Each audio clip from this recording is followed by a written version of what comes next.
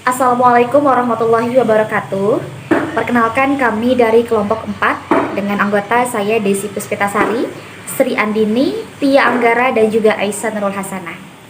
Di sini kami akan mempresentasikan tentang metode pemberdayaan masyarakat. Pemberdayaan pada hakikatnya adalah upaya pemberian daya atau peningkatan keberdayaan. Nah, pemberdayaan masyarakat dapat diartikan sebagai upaya untuk memandirikan masyarakat agar mampu berpartisipasi aktif dalam segala aspek pembangunan. Nah, kemandirian ini bukan berarti mampu hidup sendiri, tetapi mandiri dalam pengambilan keputusan, pengembangan usaha, yaitu memiliki kemampuan untuk memilih dan keberanian menolak segala bentuk bantuan atau kerjasama yang tidak dapat menguntungkan. Nah, dengan pemahaman seperti itu, maka pemberdayaan dapat diartikan sebagai proses terencana guna meningkatkan skala atau upgrade utilitas dari objek yang diberdayakan. Pemberdayaan masyarakat sendiri adalah suatu proses di mana masyarakat, terutama mereka yang miskin sumber daya, kaum perempuan, dan kelompok yang terabaikan lainnya, didukung agar mampu meningkatkan kesejahteraan secara mandiri. Nah, dalam proses ini, lembaga yang berperan sebagai fasilitator dan mendampingi proses pemberdayaan masyarakat. Pada prinsipnya, masyarakatlah yang menjadi aktor dan penentu pembangunan. Nah, usulan-usulan masyarakat merupakan dasar bagi program pembangunan lokal, regional, bahkan menjadi titik pijak bagi program nasional. Materi yang selanjutnya yaitu pentingnya dan pemanfaatan pemberdayaan masyarakat. Pentingnya pemberdayaan masyarakat yang merupakan proses pembangunan di mana masyarakat berinisiatif untuk melalui proses kegiatan sosial untuk memperbaiki situasi dan kondisi diri sendiri. Pemberdayaan masyarakat hanya bisa terjadi apabila masyarakat sendiri ikut pula berpartisipasi. Pemanfaatan pemberdayaan masyarakat yang merupakan upaya untuk mengembangkan kemandirian dan kesejahteraan masyarakat dengan meningkatkan pengetahuan, sikap, keterampilan, perilaku, kemampuan, kesadaran, serta memanfaatkan sumber daya melalui penetapan kebijakan, program, kegiatan, dan pendampingnya yang sesuai dengan esensi masalah dan prioritas kebutuhan masyarakat. Manfaat pemberdayaan masyarakat, adapun untuk beberapa manfaat pemberdayaan masyarakat diantaranya yang pertama memberikan partisipasi dan peningkatan kapasitas, serta pada dasarnya ketika masyarakat diberdayakan, orang merasa bebas untuk bertindak dan pada saat yang sama mengasosiasikan rasa memiliki terhadap masyarakat tersebut. Dua, memberikan inisiasi tindakan, yaitu kegunaan pemberdayaan masyarakat dapat menginisiasi tindakan dan tingkat individu yang dapat mencapai tingkatan masyarakat bahkan nasional. Yang ketiga yaitu pengembangan kelompok kecil. Proses dalam pengembangan kelompok kecil dapat memulai tindakan kolektif. Hal ini juga merupakan sarana bagi praktisi untuk mendapatkan keterampilan pengabdian masyarakat, keterampilan kepemimpinan, untuk beberapa keterampilan manajemen, mengembangkan empati, memperluas jaringan, membentuk kemitraan, dan mewujudkan kohesi sosial. Yang selanjutnya menawarkan penyelesaian masalah. Berbagai jenis organisasi masyarakat menawarkan cara untuk menyelesaikan masalah kemasyarakatan. Itu termasuk kelompok muda, kelompok kepercayaan, dewan komunitas, dan sosial. Yang terakhir yaitu memberikan pengaruh implementasi program. Individu yang diberdayakan pada tujuan memperdayaan masyarakat akan mampu mempengaruhi arah dan implementasi program melalui partisipasi mereka. Mereka berkembang dari tindakan pribadi ke titik di mana mereka terlibat secara kolektif. Tujuan akhir dari pemberdayaan masyarakat adalah untuk memandirikan warga masyarakat agar meningkatkan taraf hidup keluarga dan mengoptimalkan sumber daya yang dimilikinya. Selanjutnya yaitu ada metode pemberdayaan masyarakat. Yang pertama yaitu ada RRA atau Rapid Rural Appraisal. RRA ini merupakan metode penilaian keadaan desa secara cepat yang dalam praktek kegiatan RRA lebih banyak dilakukan oleh orang luar dengan tanpa atau sedikit melibatkan masyarakat setempat. Meskipun sering dikatakan sebagai teknik penelitian yang cepat dan kasar, tetapi RRA dinilai masih lebih baik dibanding teknik-teknik kuantitatif klasik. Pada dasarnya, metode RRA merupakan proses belajar yang intensif untuk memahami kondisi pedesaan, dilakukan berulang-ulang dan cepat. Untuk itu diperlukan cara kerja yang khas, seperti tim kerja kecil yang bersifat multidisiplin, menggunakan sejumlah metode, cara, dan pemilihan teknik yang khusus untuk meningkatkan pengertian atau pemahaman terhadap kondisi perdesaan. Cara kerja tersebut dipusatkan pada pemahaman pada tingkat komunitas lokal yang digabungkan dengan pengetahuan ilmiah. Metode RRA menyajikan pengamatan yang dipercepat yang dilakukan oleh 2 atau lebih pengamat atau peneliti, biasanya dengan latar belakang akademis yang berbeda.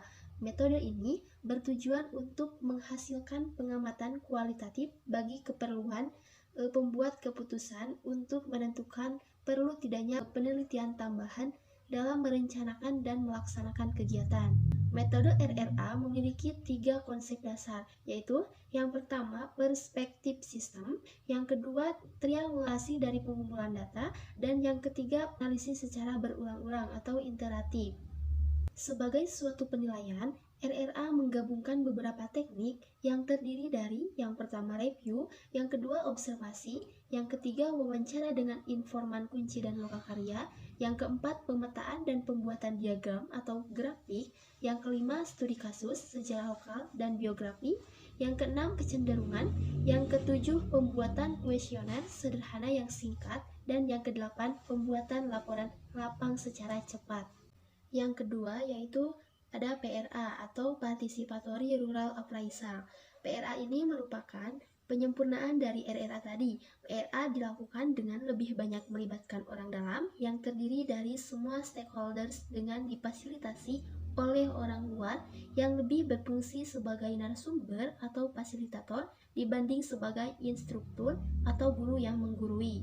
PRA ini merupakan suatu metode pendekatan untuk mempelajari kondisi dan kehidupan pedesaan dari, dengan, dan oleh masyarakat desa, atau dengan kata lain dapat disebut sebagai kelompok metode pendekatan yang memungkinkan masyarakat desa untuk saling berbagi, meningkatkan, dan menganalisis pengetahuan mereka tentang kondisi dan kehidupan desa, membuat rencana dan bertindak.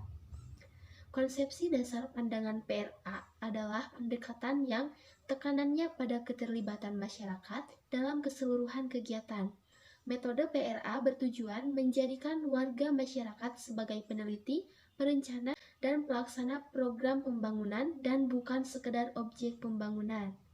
Melalui PRA dilakukan kegiatan-kegiatan 1. Pemetaan wilayah dan kegiatan yang terkait dengan topik penilaian keadaan. Yang kedua, analisis keadaan yang berupa 1. Keadaan masa lalu, sekarang, dan kecenderungannya di masa depan. Yang kedua, identifikasi tentang perubahan-perubahan yang terjadi dan alasan-alasan atau penyebabnya. Identifikasi akar masalah dan alternatif pemecah masalah. Yang keempat, kekuatan, kelemahan, peluang, dan ancaman atau analisis strength, weakness, opportunity, dan threat.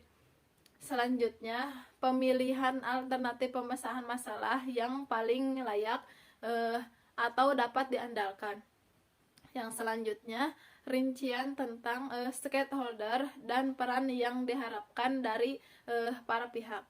Alat-alat yang digunakan dalam metode PRA serupa dengan yang digunakan dalam metode RRA. Metode TRA ini berbeda dalam tingkatan partisipasi masyarakat desa dalam praktik di lapangan. Proses ini akan memberdayakan masyarakat dan memberi kesempatan kepada mereka untuk melaksanakan kegiatan dalam pemecahan masalah mereka sendiri yang lebih baik dibanding dengan melalui intervensi dari luar.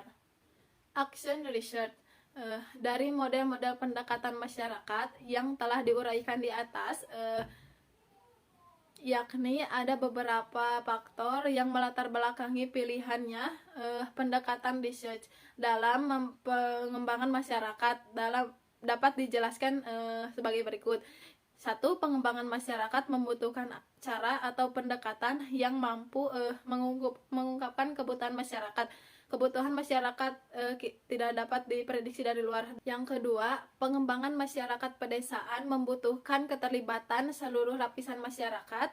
Pengembangan yang tidak melibatkan seluruh lapisan sulit terciptanya rasa handabeni terhadap program-program yang dirumuskan dan tidak akan terjadi proses internalisasi. Yang ketiga, dalam pengembangan masyarakat dibutuhkan adanya situasi yang demokratis dan partisipatif. Yang keempat, perubahan masyarakat pedesaan tidak bisa dilepaskan dari nilai-nilai budaya lokal. Yang kelima, action research adalah merupakan mekanisme penyadaran masyarakat dalam rangka membebaskan diri dari kungkungan sosio-psikologis dan kultural yang semula mengganggu. Di sini action research merupakan cara untuk menumbuhkan motivasi untuk mau menggali dan memanfaatkan sumber daya lokal secara mandiri. Sekian materi yang dapat kelompok kami sampaikan. Semoga materinya dapat dipahami oleh teman-teman semuanya. Dan mohon maaf apabila terdapat perkataan yang salah. Terima kasih. Wassalamualaikum warahmatullahi wabarakatuh.